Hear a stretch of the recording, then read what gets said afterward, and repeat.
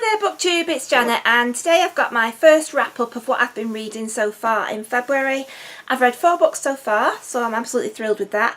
The first book I don't really need to tell you much about, and that is I've been listening to audiobooks as I drive to work because my commute is a lot longer now than it used to be.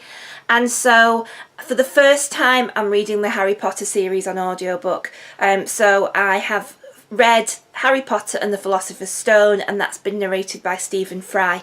I've only actually ever read the first 3 books of Harry Potter, don't kill me, but I do now have them all on audiobook. It is the first time I've heard them on audiobook, and it is actually the 3rd time I've read Harry Potter and the Philosopher's Stone.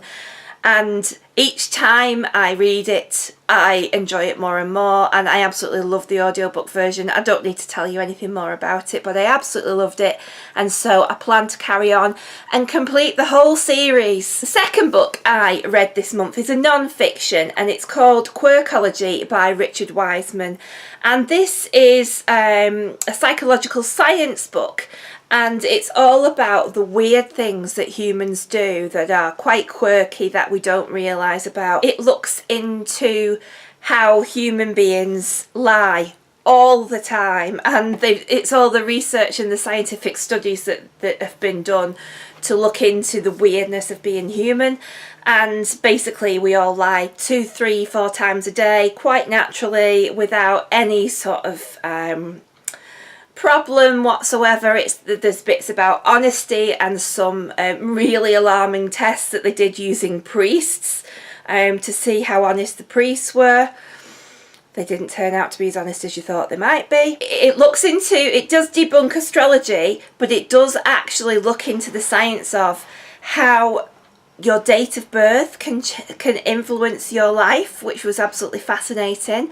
How your surname can influence your life, about the way you walk, how it reveals your personality. It looks at how do we find things funny and what would be the funniest joke in the world. So it was absolutely fascinating. So it was all the offbeat bits of science, but all based in fact, but all that celebrates the absolute quirkiness and uniqueness of being human.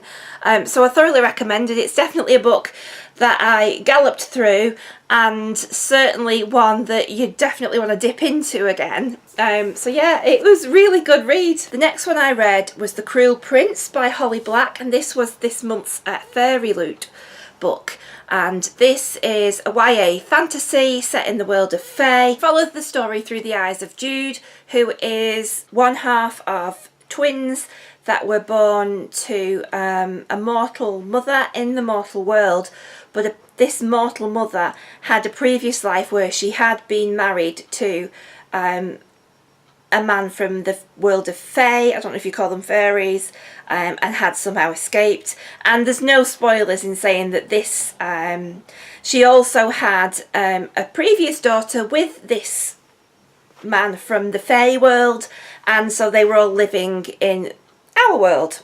And the book starts where this man appears on the doorstep and he kills the mother and father and takes all 3 daughters back to the world of Fae.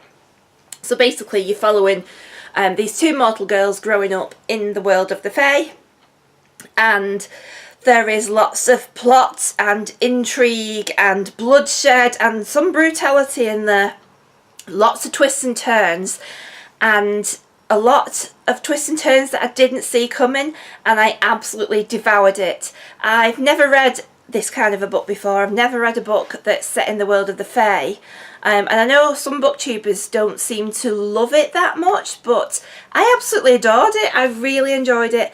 It was just an absolute romp. I couldn't wait to pick it up. It was pure escapism, and I really recommend it. And I think it's the beginning of a series, so I'll definitely want to carry on with it.